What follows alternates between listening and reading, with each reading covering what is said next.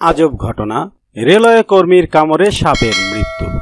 রাতের খাবার খেয়ে ঘুমানোর প্রস্তুতি নিচ্ছিলেন এক রেলওয়ে কর্মী।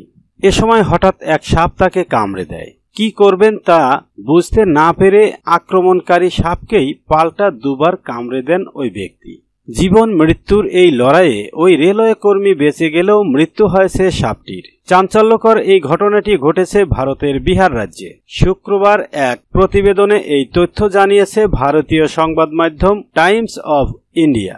প্রতিবেদনে বলা হয়েছে, ভুক্তভোগী ওই ব্যক্তির নাম সন্তোষ লোহার। ৩৫ বছর বয়সী সন্তোষ বিহার নওয়াদার রাজৌলির একজন রেল কর্মচারী এবং তিনি রাজৌলির ঘন জঙ্গলে রেল লাইন স্থাপনকারী একটি দলের অংশ। সংবাদ মাধ্যম বলছে, গত মঙ্গলবার রাতে খাবার খাওয়ার পর ঘুমানোর সময় তাকে একটি সাপ কামড়ে দেয়। এত রাতে জঙ্গলের মধ্যে সাপের কামড় খেয়ে কি করবেন বুঝতে না পেরে দিক বিদিক শূন্য হয়ে সাপটিকে ধরে দুবার কামড়ে দেন সন্তোষ। তার মাথায় তখন একটি জিনিসই ঘুরছিল, আর সেটি হচ্ছে তার এলাকায় স্থানীয় লোকেরা বিশ্বাস করেন কামড় দেওয়া সাপকে পাল্টা কামড়ে দিলে বিষের ক্ষতিকর প্রভাব উল্টে দেওয়া সম্ভব। অলৌকিকভাবে লোহার এই অগ্নি পরীক্ষায় বেঁচে যান। পরে সহকর্মীরা তাকে দ্রুত রাজৌলি মহকুমা হাসপাতালে নিয়ে যান এবং সেখানে ডাক্তার সতীশ চন্দ্র সিনহা তাকে দ্রুত চিকিৎসা সেবা দেন। হাসপাতালে নেওয়ার পর দ্রুত চিকিৎসায় সাড়া দেন সন্তোষ।